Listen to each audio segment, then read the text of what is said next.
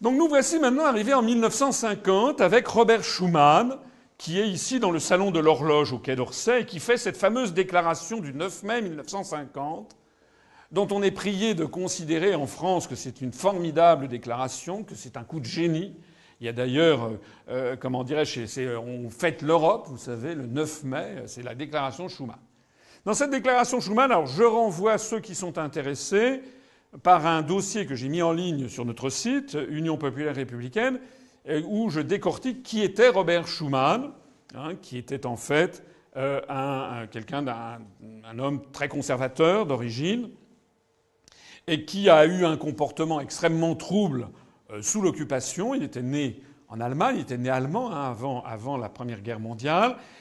Sous l'occupation, il a eu un rôle extrêmement trouble, je vais y revenir dans un instant. Et ensuite, il a été 14 fois ministre sous la 4e République. Donc c'était pendant qu'il était ministre des Affaires étrangères qu'il a fait cette déclaration, dont vous verrez, si vous lisez mon dossier, que cette déclaration, en fait, ce n'est pas du tout lui qui l'a écrite ni même inventée. Il n'a été qu'un porte-parole d'une déclaration qui a été conçue, écrite, rédigée au département d'État américain dans les services de Dean Acheson et qui lui a été transmise par Jean Monnet. Donc voilà, que dit Robert Schuman ? L'Europe ne se fera pas d'un coup, ni dans une construction d'ensemble. Elle se fera par des réalisations concrètes, créant d'abord une solidarité de fait. La mise en commun des productions de charbon et d'acier assurera immédiatement l'établissement de bases communes de développement économique, première étape de la fédération européenne.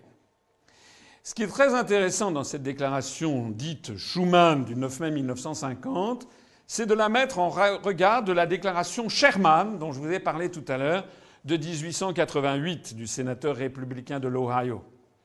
Parce que ce qui est intéressant, c'est que nous avons non seulement la même idée sous-jacente, mais pratiquement même la même musicalité de la phrase. À croire qu'à environ entre 1888 et 1950, il s'est écoulé 62 ans, à croire que c'est la même plume qui a tenu les deux discours. Je veux que le Canada fasse partie des États-Unis. L'union avec le Canada ne se fera pas en adoptant des lois hostiles, mais plutôt en lui faisant des propositions amicales. Déclaration Sherman. L'Europe ne se fera pas d'un coup ni dans une construction d'ensemble. Elle se fera par des réalisations concrètes, créant d'abord une solidarité de fait. Déclaration Schuman. La seule politique de notre gouvernement est d'offrir au Canada la liberté des échanges commerciaux et de lui faire cette proposition de façon fraternelle afin que le peuple canadien y voie une invitation à faire partie de notre République. Déclaration Sherman, 1888. La mise en commun des productions de charbon et d'acier assurera immédiatement l'établissement de bases communes de développement économique, première étape de la Fédération européenne. Déclaration Schuman de 1950. En d'autres termes, la méthode dite Monnet-Schuman, vous savez, du berceau à la tombe en France, il paraît qu'il faut être extatique devant le génie prétendu de Jean Monnet et de Robert Schuman. Ils ont droit à des collèges, à des avenues, à des places, des rues, des boulevards. Ils ont droit à une commémoration constante. En réalité, ce n'était qu'un simple plagiat. Plus exactement, ce n'était que des commanditaires. Je vais en parler tout de suite. Puisque cette méthode Monnet-Schuman est exactement la méthode inventée et mise au point par les États-Unis depuis après 1812, après l'échec, n'est-ce pas, du conflit avec le Canada, quand ils ont inventé ce nouveau type de guerre par l'intermédiaire du libre-échange. Alors tout ceci m'amène à vous parler de cette révélation capitale qui a été cachée aux Français, que d'ailleurs les Français des années 1950, du moins ceux qui écoutaient le Parti communiste à l'époque, savaient très bien, puisque le Parti communiste développait des idées qui ne sont pas totalement, en l'espèce, sans rapport avec celles que je présente. Le Parti communiste français expliquait aux Français, dans les années 50, que la construction européenne était en fait une invention américaine. Le Parti communiste français n'existe plus, ce n'est plus ça n'a plus rien à voir avec ce que c'était, mais il n'en demeure pas moins que le Parti communiste français des années 50, qui lui avait les analyses géopolitiques et stratégiques venues de Moscou, expliquait très bien ce qu'était la construction européenne. Il se retrouvait d'ailleurs parfaitement avec la pensée de De Gaulle et les gaullistes dans les années 50 pour dénoncer cette mainmise. Donc en fait, je ne fais presque que enfoncer des portes ouvertes pour des gens qui ont plus de 60 ou 70 ans actuellement. Mais malheureusement, pour tous les Français qui sont nés, disons, à partir de 1955 ou 60, et a fortiori ceux qui sont nés après 1975 ou 80 ou 90, eh bien on ne leur a jamais dit la vérité, pourtant qui a été révélée de façon irréfutable désormais par cette révélation cachée aux Français dans un article du Daily Telegraph du 19 septembre 2000. C'est quoi le Daily Telegraph? C'est un des plus grands journaux du monde, un des journaux les plus sérieux. C'est The Britain's biggest selling quality daily. Ça veut dire le quotidien de qualité le plus vendu au Royaume-Uni. Vous savez que les Britanniques lisent beaucoup la presse. C'est pas du tout un tabloïd, c'est pas de la presse de caniveau, comme on dit. C'est un journal conservateur eurocritique qui a une qualité reconnue à peu près à l'égale du Times. Et donc, dans ce numéro du 19 septembre 2000, le journaliste, qui est un des journalistes les plus célèbres du Royaume-Uni, a fait un article sensationnel qui s'appelle Ambrose Evans Pritchard, le journaliste en question, puisqu'il est allé mettre son nez dans les documents confidentiels défense, secrets d'État, du gouvernement américain qui ont été déclassifiés par l'administration américaine à l'été 2000, puisqu'il y a des lois de déclassification des documents secrets défense qui imposent au gouvernement américain de publier au bout de 30 ans des documents secrets. Alors que dans d'autres pays, comme en France, il faut attendre 50, 70 ans, voire 100 ans. Et donc il est allé faire un constat dont voici une traduction pour ceux qui sont intéressés. Je les renvoie sur notre site où il y a le texte en intégralité de cet article.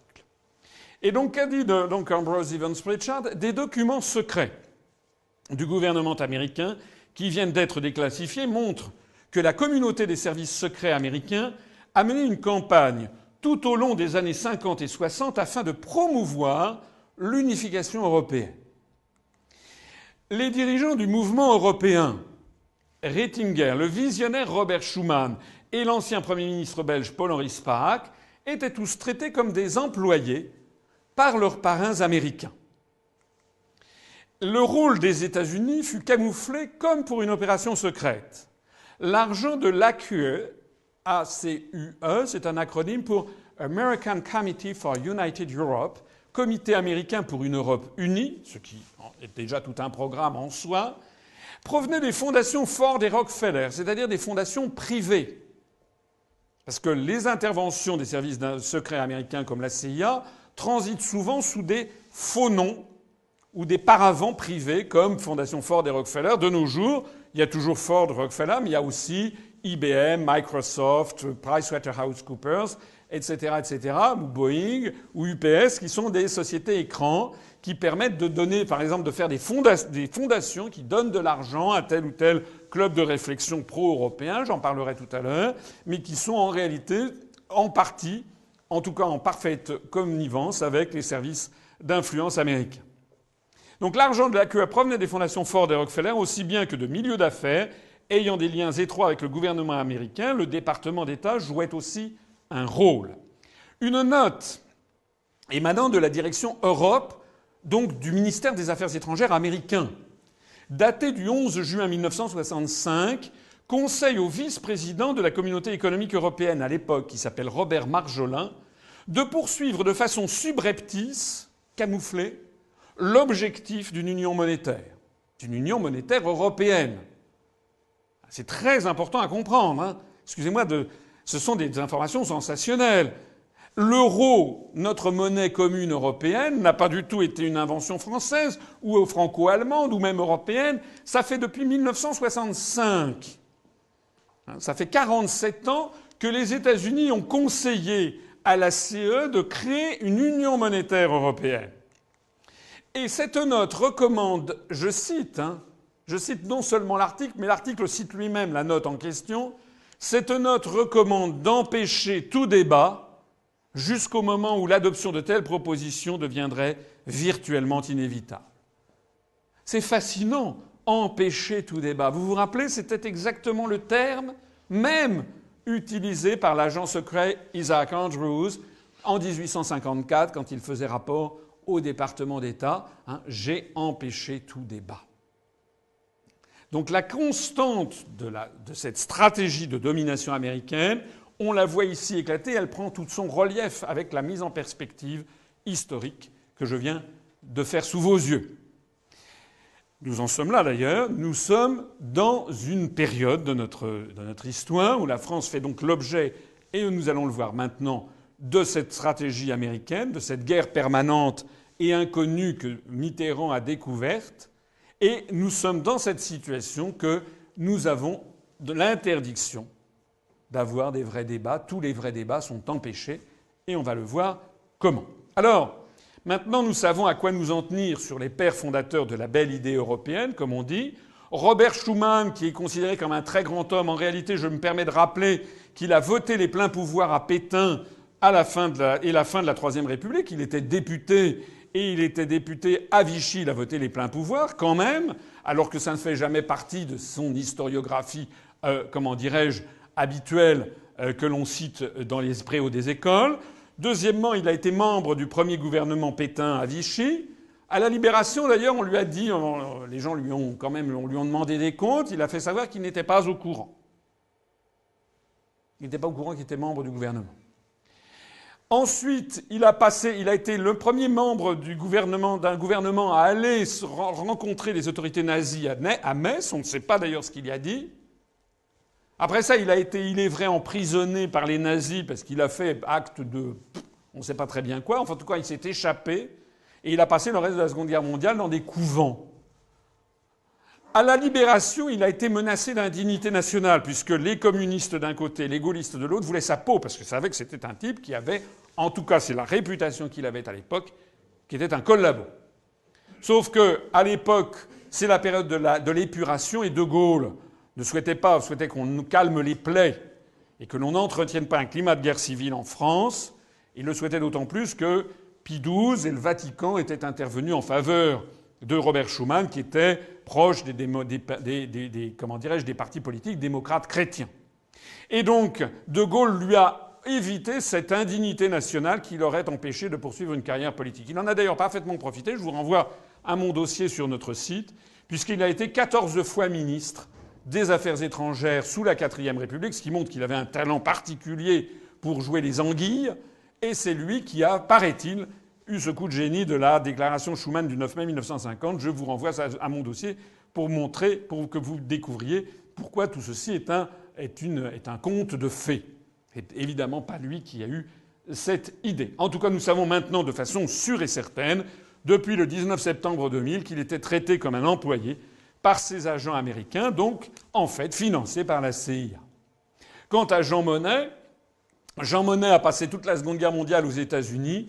Il a été le délégué de Roosevelt auprès du général Giraud à Alger pour tenter de barrer la route à De Gaulle et favoriser les anciens vichistes ralliés aux Alliés, puisque c'est un des grands épisodes de la Seconde Guerre mondiale que les gens ne connaissent pas, que nos compatriotes jeunes ne connaissent pas. C'est que Roosevelt et les Américains voulaient maintenir Pétain et Laval à la tête de la France à la Libération, et que progressivement, ils ont été obligés de changer de pied. Après Pétain, Laval, ils se sont rabattus sur Darlan.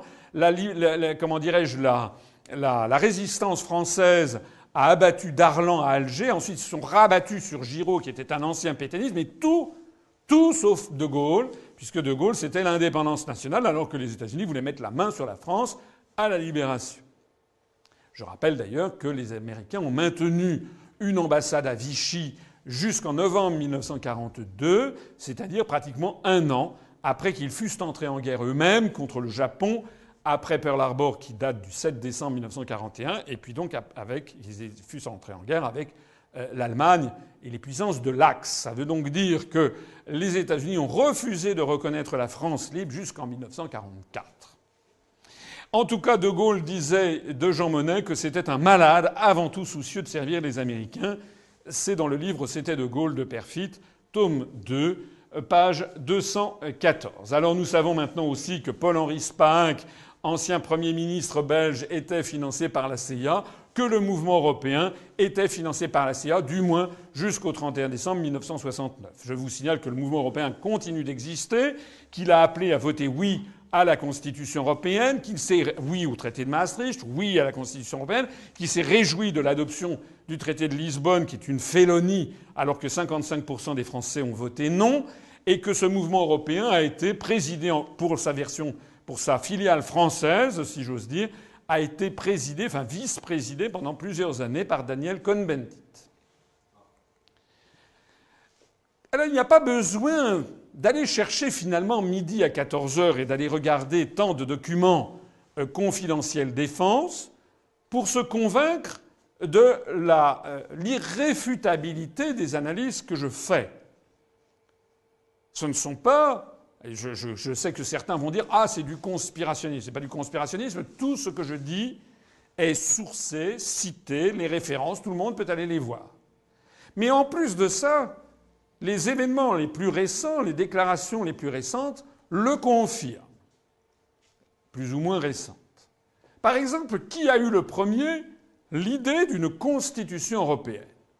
Qui a dit « Rien ne pourrait nous être plus agréable que d'apprendre que les États d'Europe occidentale ont décidé de réunir dans une ville d'Europe, disons à Luxembourg, des délégués responsables avec le mandat de rédiger l'acte constitutionnel de l'Europe, de désigner la capitale, et qu'à partir du 1er janvier, l'Europe occidentale fonctionnera comme fédération. » Alors certains vont dire « Mais c'est Adenauer, Paul-Henri Spaak, De Gaulle, etc. » Eh bien non.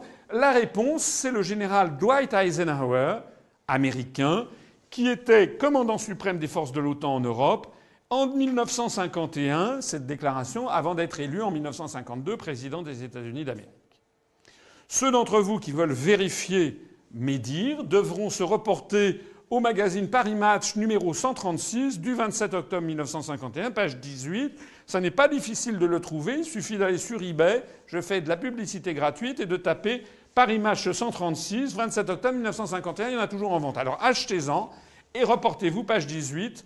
Mais de toute façon, nous avons aussi les scans de cette interview. Et dans cette interview, le général en chef des armées américaines en Europe dit « Aucune décision ne pourrait mieux nous aider dans la tâche que nous poursuivons ». De la même façon, qui demande fermement l'entrée de la Turquie dans l'Union européenne? Qui a dit « Je suis ferme dans mon soutien à la candidature de la Turquie ».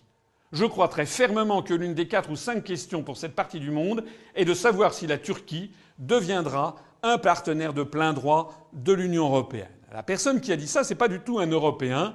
Il s'agit du président William Clinton, Bill Clinton pour les médias, président des États-Unis, dans une conférence de presse à Ankara, capitale turque, le 15 novembre 1999, à l'issue de son entretien avec le président Süleyman Demirel, que l'on voit ici, qui est décédé depuis lors.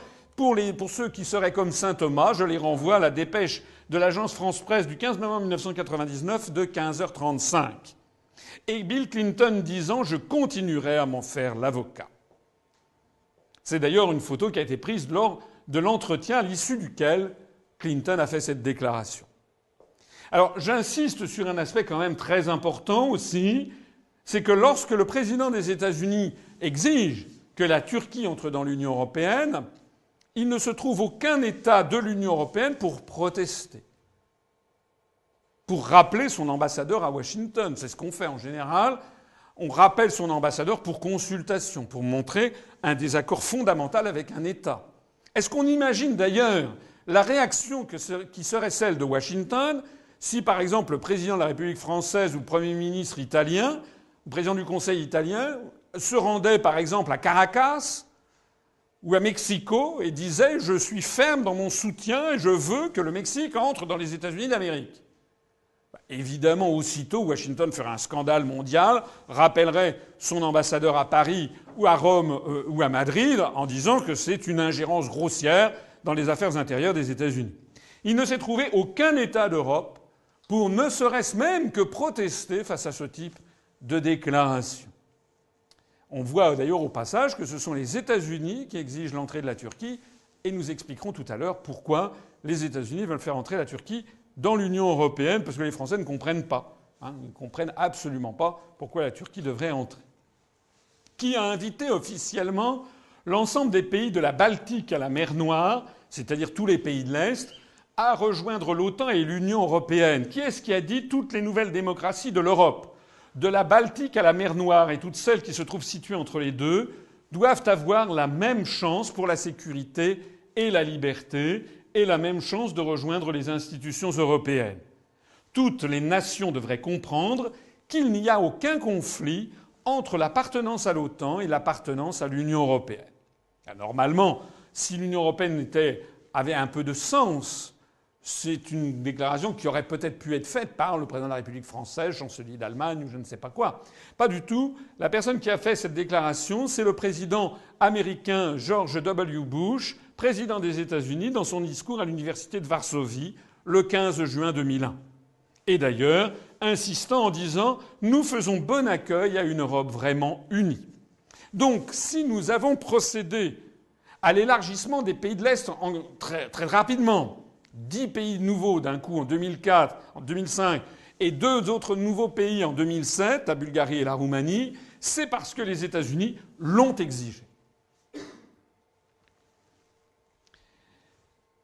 Qui a appelé les Français à voter oui à la Constitution européenne en 2005 ? Qui a dit « Nous avons fermement soutenu le projet européen, son achèvement ainsi que l'Union européenne. De notre point de vue, la poursuite du succès de la construction européenne est importante ». Eh bien, la réponse, il s'agit de Madame Condoleezza Rice, qui était secrétaire d'État américaine, donc ministre des Affaires étrangères américaine, interrogée sur le référendum en France. Elle a piétiné tous les usages diplomatiques, puisqu'elle a fait cette déclaration qui est une ingérence grossière dans les affaires intérieures françaises, et elle l'a fait de surcroît alors qu'elle était en visite en Lituanie, c'était le 21 avril 2005, à l'issue d'un entretien avec le président lituanien, M. Adam Kūs. Donc on voit bien que dans tous les cas de figure, ce sont bien les États-Unis qui définissent quel doit être le périmètre de l'Union européenne, qui font entrer les pays qu'ils estiment devoir faire entrer, etc., etc. Alors on en vient à la deuxième question bête. Mais pourquoi donc les États-Unis d'Amérique poussent-ils tellement à la construction européenne ? Parce que nom d'une pipe, quand je suis à l'école, quand je suis au collège, au lycée, quand j'écoute la télévision, la radio, quand je lis les journaux, quand je lis les professions de foi des uns et des autres, quand j'écoute les hommes et les femmes politiques français, je suis convaincu d'une chose, c'est que la construction européenne, paraît-il, a vocation à faire contrepoids aux États-Unis. Alors, si ce que l'on me dit depuis que je suis né est vrai, mais comment se fait-il que les États-Unis poussent tellement à une construction dont l'objectif serait de leur nuire ? Ça n'a pas de sens. Or, comme il est incontestable que ce sont les États-Unis qui poussent à la construction européenne, il y a une seule conclusion logique à en tirer, c'est que ce que l'on vous dit est un mensonge. Et que si les États-Unis poussent à la construction européenne, c'est évidemment que ça les sert.